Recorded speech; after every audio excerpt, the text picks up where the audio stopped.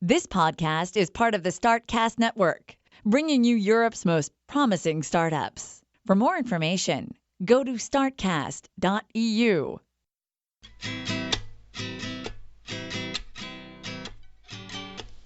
Welcome to Startcast. Today I'll be talking to the co-founder of Planet Expat. Planet Expat promises incredible opportunities for international internships around the world. Mostly working with startups, they give opportunities that are hard to find anywhere else. Let's go to my interview with Sophie. Alright, I'm talking to Sophie. She's the founder of Planet Expat. It's a business that is giving opportunities for internship around the world. I hope I described it correctly, and if you can describe it better, then please go ahead. Thank you, Ashraf. Yeah, I think you summarized it very well. So what we do at Planet Expat is connecting very promising, dynamic young companies with talented students and young professionals located anywhere in the world. So we offer those students and young professionals the opportunity to have a fulfilling and challenging work experience abroad. We also very often offer some employment opportunities, and we would talk more about that. And on the other side, on the startup and small businesses side, this is the opportunity to discover new talents and to access new networks and potentially discover, again, new hires that will enrich and join the team. So could you talk a little bit about how this business came to be? So how did you start? Sure. So my co-founder, Yamin Chalabi, and myself, so we've been both expatriates for, I would say, 8 of the 10 past years. So we actually both studied and worked abroad extensively in various countries. So this really came as a very a very natural thing that, as a student, we had our own challenges to find, challenging and interesting opportunities abroad. And then we always actually changed jobs, being driven by the desire to move to another location. Many people do the contrary, meaning that they're being sent by the company to a location they've not necessarily chosen, but we always choose first, the destination, and then found the right thing for us. So and we really wanted to share that experience. I think there's some skill set probably and experience behind that. And also, when first working in New York, and we spent about 6 years actually there, we had the opportunity both to have to find jobs in the very middle of the crisis, and second, once we were there, to actually help some people find job opportunities. So, friends and friends of friends. So the opportunity was very clear, and we knew that we could bring value, doing that, being successful doing it for our network. And the other thing, and we refined that concept actually, being surrounded with entrepreneurs. And what we understood, what was very clear, is that startups and small businesses have very much to offer. So basically, their employees or the team members are usually working on a variety of projects. They have very fulfilling missions. They play a key role. But unfortunately, for a variety of reasons, they're either very little connected to the best universities, or they just, and that's specifically the case for entrepreneurs, they have very little time to devote to their HR process. So we really figured that there were great synergies to build between those two worlds. And so this, yeah. You were talking about being in New York in the middle of the crisis. So this was obviously before you thought of this idea, right? Yeah, absolutely. So that was way before the Planet Expat adventure. And there's a whole logic behind it. So for myself, I actually moved we were actually at the time, both of us, working in large corporations. But at the end, for me, I moved towards an entrepreneur role. So working for a big credit rating agency, not to name it, S&P.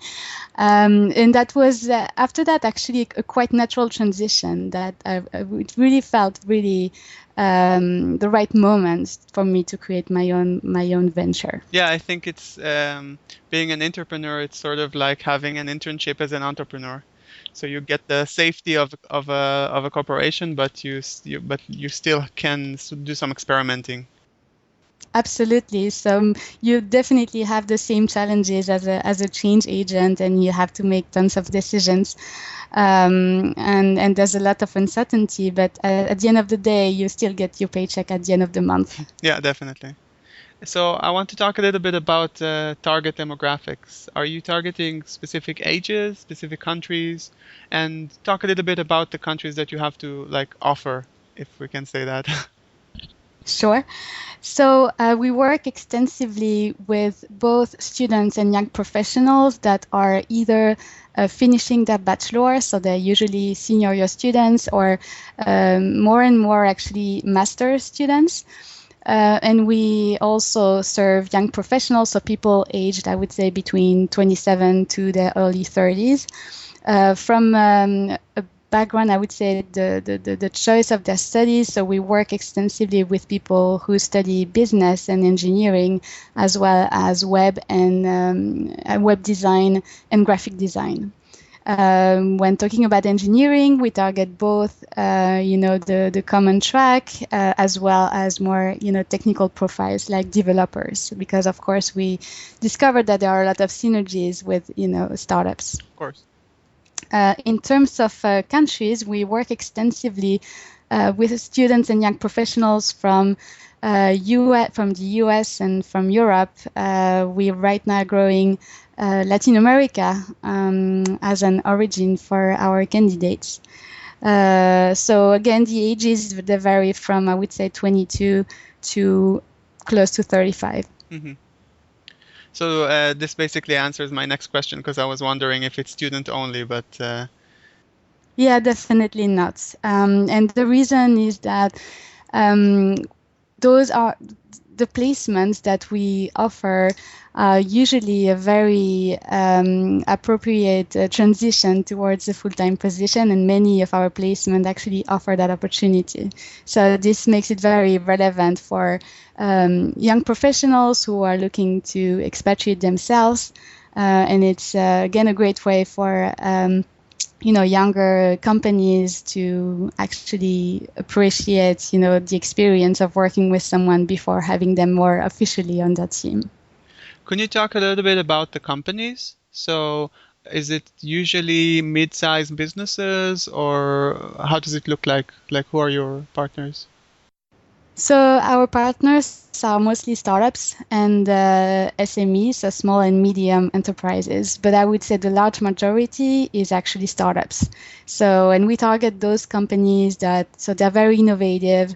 They've already had shown great signs of success, either because they got extensive funding or they got accepted into some of the most renowned acceleration programs in the world. We also value, the kind of missions that they have. So again, definitely very well incorporated with the entrepreneurial world. Sounds great. It's definitely an inspiring place to start an internship. Yeah, absolutely. And so talk a little bit about how many people are in the staff. So what does everyone do? Okay, so the team is currently made of 8 people. So you have my co-founder Yamin and myself, and we have actually 4 people in Santiago de Chile who are devoted to prospecting, locally. So prospecting companies, and also they do a lot of all the rest actually of the functions, from marketing to communication operations. We have a team in the US who is made of 3 people, largely committed to prospection and tweaking the marketing material to the local standards, also prospecting with universities. And we have actually we're about to move part of the team to relocate part of the team to Brazil. So this is actually very very new, as we will be relocating tomorrow. So yes, so again, very different roles varying from operations, marketing, and both strategic and more tactical. And we also have an ambassador in Eastern Europe. Mm-hmm. May I ask, is there any particular reason for your move to Brazil? Sure. So we are actually working on a new project also in the field of education, and we were lucky enough to get accepted into the SEED program, acceleration program. And one of our very important goals for that mission is also to grow our activity in Brazil for Planet Expat. Mm-hmm. Now, I'm not sure if you will be able to answer that on the fly, but I'm wondering, you probably have some sort of catalog full of different opportunities, different internships, and I'm wondering if you can give a couple of really, really interesting, really stuff that you don't see every day. Okay, so indeed, our opportunities are listed in our website, so planetexpat.org. And you will see a variety of very, very interesting positions. So I think of positions we have right now in Brazil, in e-commerce companies with very senior roles like head of operations and head of marketing. We also have right now an opening in India that's extremely interesting. The CEO actually has obtained many prizes. He is right now in an very incubator in the region that's plugged with a university. He got the world famous MIT TR35 Innovator Award, which awards the best innovators and for people under the age of 35. And he also ended within one of the top 3 in the IBM Smart Camp for India. We also have positions in China, actually, within a very innovative startup. The CEO graduated from MIT. He has 20 years of experience. He already owns a couple of very successful companies. So again, we try to work with CEOs and teams that offer, role models on top of very exciting, missions and industries. I might cut the interview to start packing. Now this is definitely a very interesting index of options right there. I doubt that there is any, especially in the IT, any listener that won't at least check it out. It's not something that you can see every day. That's what we try to offer indeed, and the feedback from the candidates is actually really good. So I had this candidate one day who told me I'd rather be a big part of a smaller company that has a big future rather than just a small part of a big corporation. So we attract very driven individuals. Yeah, that's definitely something that you don't forget very easily. Especially the feedback of people that you basically change their career lives and thus their lives. It must be a very interesting feeling.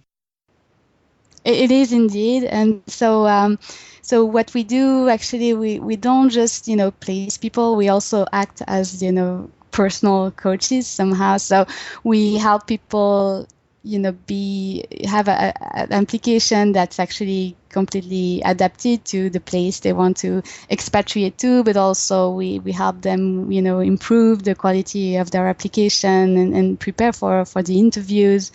So it's a very fulfilling feeling, to really support someone and help them, make their dreams come true.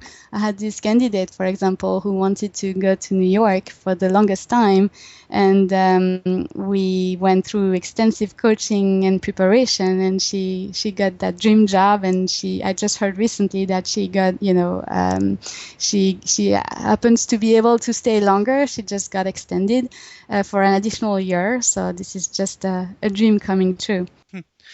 Could you talk a little bit about your challenges that you had to overcome since founding Planet Expat?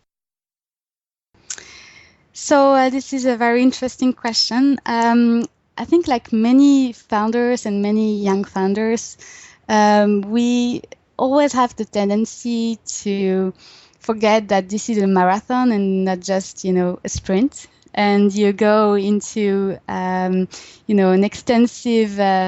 extensive levels of commitment and sometimes forget a little bit about yourself. So this is something that definitely, at least personally, I had to overcome. Realizing that you have to keep some energy for the future because, new challenges and new opportunities keep coming up. So that was, at least for myself, probably the most important challenge I had to face. The second one is probably having to choose between many opportunities coming up pretty much every day. And of course, you hear that every day as a founder and as an entrepreneur, you have to focus. And this is very true. So this is probably one of the most difficult things to do, actually, to have to say no to very, very interesting projects that just come to you. I think there is a big connection between knowing to say no and also having this sort of knowing when to think of yourself, because it's both of the things are trying to avoid burnout syndrome. Yeah, absolutely. Yes. Which is one of the worst things that could happen. Especially, absolutely, as an entrepreneur, also as a team leader. So, yes, keep some energy. Yeah, no, definitely, because the eyes are on you. Absolutely, all the time. So you mentioned that you were an entrepreneur beforehand. Could you talk a little bit about ventures that you had before? Were they even in their field, or how did it came to be that you were more with, let's say, networking? So again, in terms of creating companies, Planet Expat is the first company I really create. So the first experience I had beforehand in the field of entrepreneurship was that intrapreneurship experience I had in the banking industry, in the financial industry. So Planet Expat is really the first, my first baby in that field. Okay. I think it's time, if you will, to talk a little bit about the pricing system that you have. I'm wondering, how does the pricing system work, and what are the guarantees for each of the sort of levels or each of the sort of pricing? Okay, so just before going into prices, I'd like to maybe summarize the offer of services. So basically, what we provide to the candidates is, so we proactively, we prospect companies and we generate opportunities and bring them to their attention, and then we do the selection of the opportunities that best match their profile, and then we help them. We provide the support to help them prepare for the interviews and help them, boost their profile. So once when a candidate is hired by a company, we also provide the support with all the administrative formalities. So that's on the candidate side.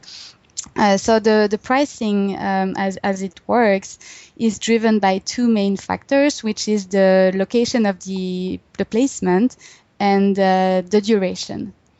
So all our pricing is very transparent on our website, planetexpat.org. And basically, the guarantee that we offer is that we only charge upon successful placement. Okay, so once they find something that works for them, that fits for them, and the company also agrees, then they transfer the money basically. Exactly. So that's upon a signed agreement between both parts. Mhm. On the company side, our services are free of charge. So basically, what we do is outsourcing their HR process. So we prospect candidates for them. We do the pre-selection of the candidates to give them the short list of the most suited applications. And then we also provide this, administrative support, and we help in the destinations where we are actually physically located. We also help, find accommodation. So it's basically removing all the headaches from the process and helping them save a lot of time. It's exactly what I was thinking, because for these kind of opportunities, for an international internship, people pay so much to plan and to find and to sort of search the right thing. And if you do the entire management thing, then it's more than fair. Mm-hmm. And our pricing, I think you've been to our website, obviously, is extremely competitive. So we keep our prices, very, very low, knowing that we serve a population of, students and young professionals. So that has to be affordable and realistic. Yeah, it's definitely the key to have it transferred once the contract was signed. I Mm-hmm. think that's the best way to have some sort of a guarantee. If it works, then like putting your name on the line saying, okay, we are certain that you will find something that's for you, and therefore you don't have to pay until you do. Yes, absolutely. So you talked a little bit about people staying in the companies after finishing the internships. Could you talk a little bit about how often does it happen, and sort of how does it work? So do they get the job that they were interning for, or do they join the team? Mm-hmm. So every situation is a bit different, of course. So first of all, this scenario can only apply if the person ended their studies, of course.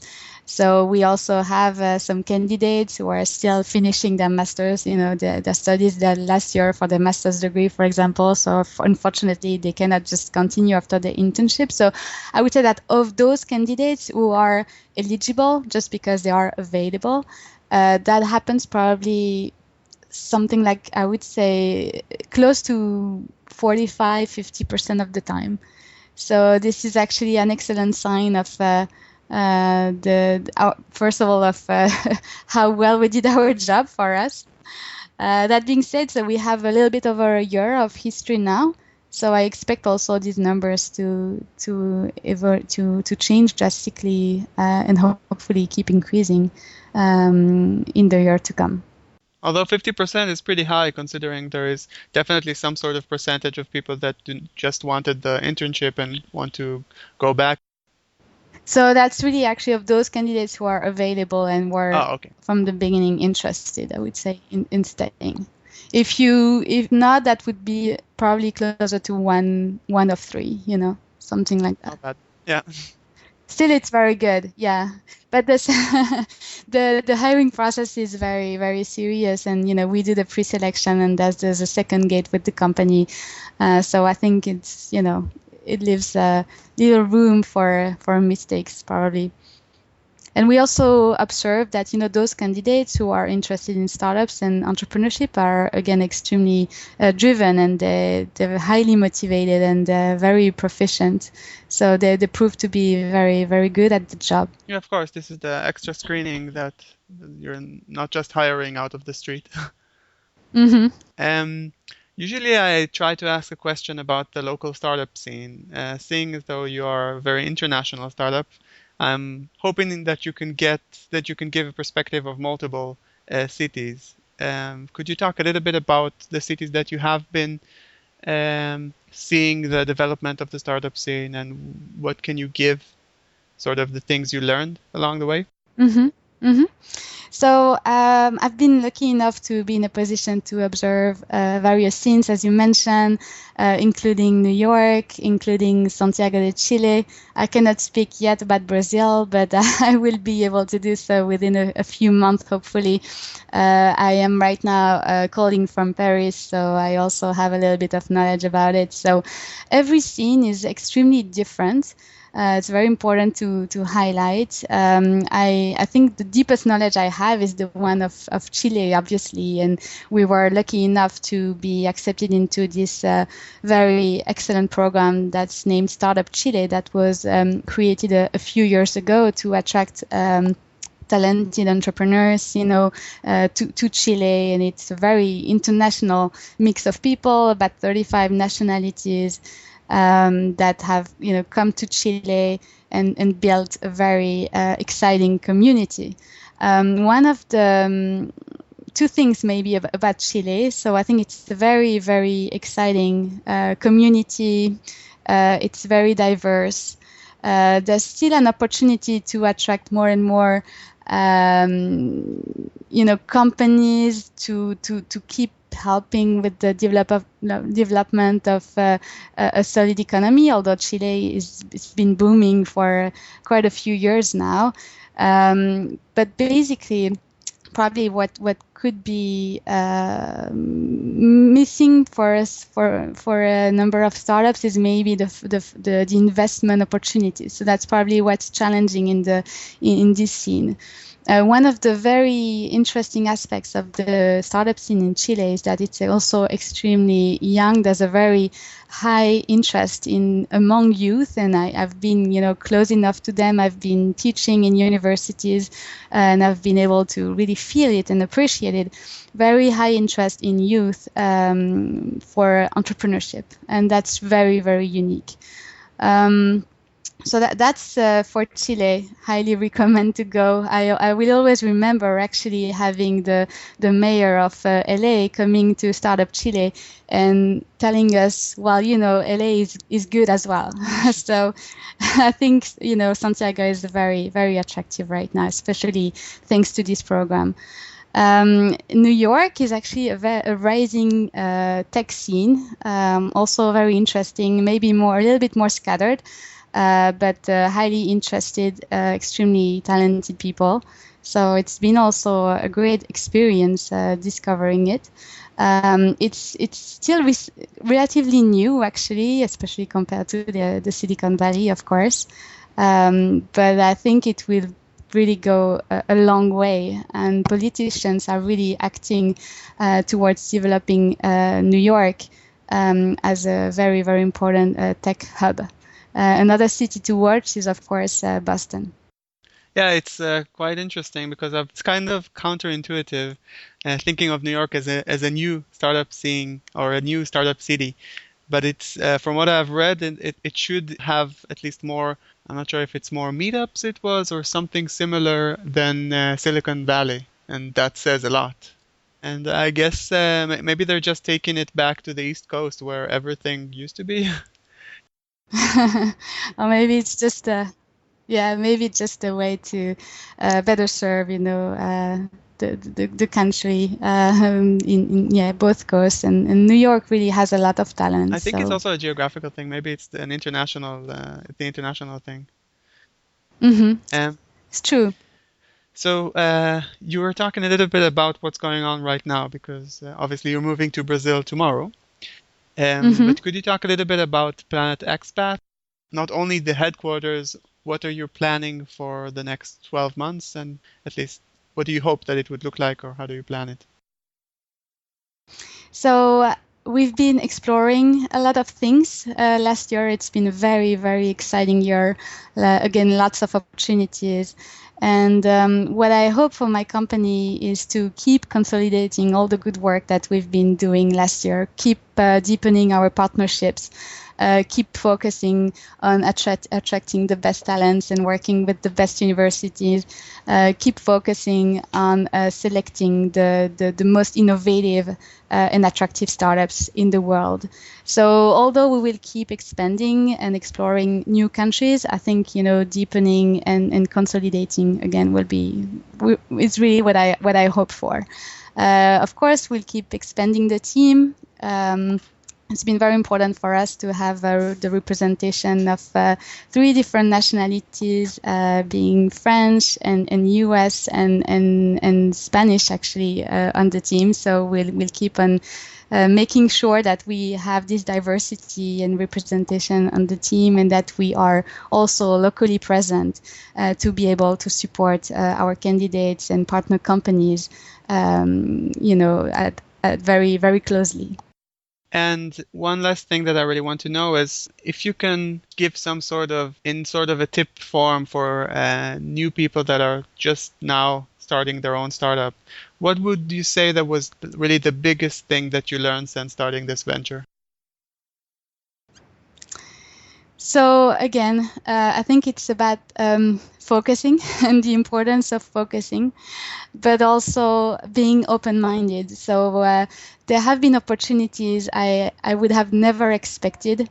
I will give you an example because that was probably the highlight of my year, and I think that from a communication perspective, that was also one of the most important things that we did this year, which was totally a side activity. So we actually organized and we volunteered to do it, a forum in Chile that's named the Junior World Entrepreneurship Forum, and the goal was actually to foster innovation and entrepreneurship among youth. So that was an event organized in a university. So we organized it in the Universidad de Chile with about 200 participants, attracting speakers, from the best actually within Latin America, both entrepreneurs and investors, and also actually including teachers and economists.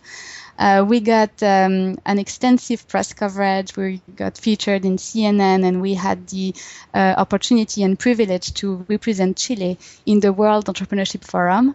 And this opportunity, just came to me actually, and came to us. And just be open-minded when good things come up. But the challenge again will be to focus, and then you have to accept that you have to say no to other important opportunities. But again, being open-minded and focusing on the good things. But sometimes be ready for something that might lead for an interview in the CNN. Exactly. Be ready for the unexpected.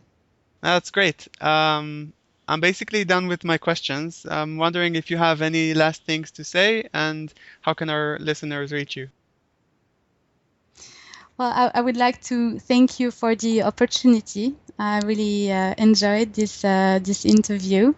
I really think that this is a great project. Having entrepreneurs sharing their experience and their learnings, and maybe inspiring other people. Again, I'm a coach at heart, and I would really encourage anyone who listens to this podcast to reach out to me if they have any question or would like to meet. And you can reach me at sophie@planetexpat.org. Again, I'm a very approachable person, so don't hesitate. So again, thank you for that opportunity, and I really hope that you will keep enjoying the Berlin startup scene that I would love to discover on my side. Thank you for listening to Startcast.